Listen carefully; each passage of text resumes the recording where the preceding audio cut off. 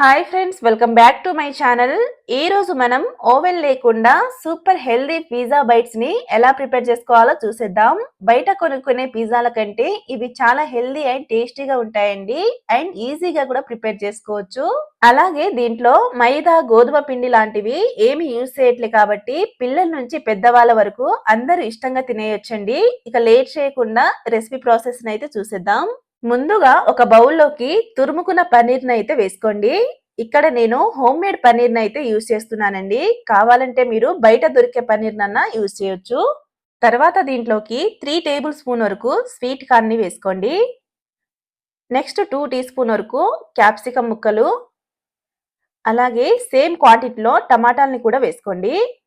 తర్వాత కొద్దిగా ఉల్లిగడ్డ ముక్కలు, అలాగే టేస్ట్కి సరిపడా ఉప్పు, 1 టీ స్పూన్ వరకు chilli flakes and 1 teaspoon వరకు మిరియాల పౌడర్ని కూడా వేసుకోండి.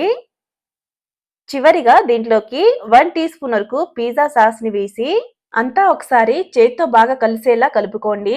ఈ వీడియోని చూస్తున్న అందరికీ చిన్న రిక్వెస్ట్ అండి. ఎవరైనా ఈ ఛానల్ని ఫస్ట్ టైం చూస్తున్నట్టయితే ఈ వీడియోకి లైక్ ఇచ్చి ఈ ఛానల్ని అయితే సబ్స్క్రైబ్ చేసుకోండి.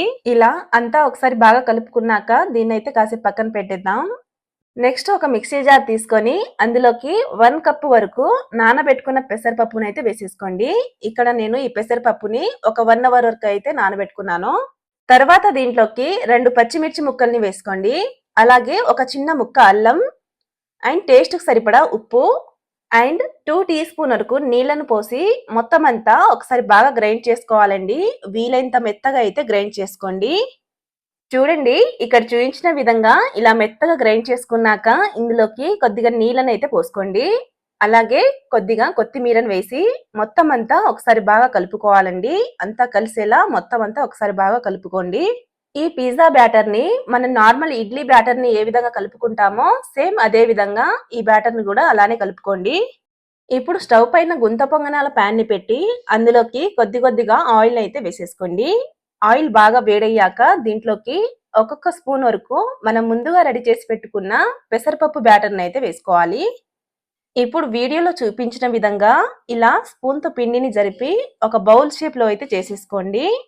ఇదే విధంగా మిగిలిన వాటిని కూడా ఇలానే చేసుకోవాలండి. ఇలా అన్నిటిని చేసుకున్నాక స్టవ్ ఆఫ్ చేసి దీంట్లోకి కొద్దిగా టమాటా కెచప్ని వేసి ఇలా మొత్తం అంతా స్ప్రెడ్ చేసుకోవాలండి. ఇప్పుడు దీంట్లోకి మనం ముందుగా రెడీ చేసి పెట్టుకున్న పనీర్ స్టఫింగ్ ని కొద్దిగా అయితే పెట్టేసుకుందాం.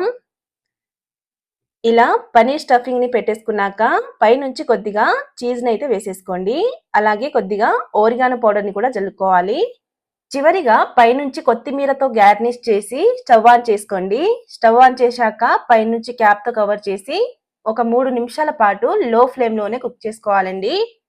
3 మినిట్స్ తర్వాత అయితే చూపిస్తున్నానండి. చూడండి, చీజ్ ఇలా చక్కగా మెల్ట్ అయ్యాక స్టవ్ ఆఫ్ చేసి ఇలా స్పూన్తో అయితే తీసేయండి. అంతేనండి, ఎంతో టేస్టీ అయిన పిజ్జా బైట్స్ అయితే రెడీ అయినాయి. ఈ రెసిపీ కనుక మీకు నచ్చినట్టయితే లైక్ చేసి సబ్స్క్రైబ్ చేసుకోండి.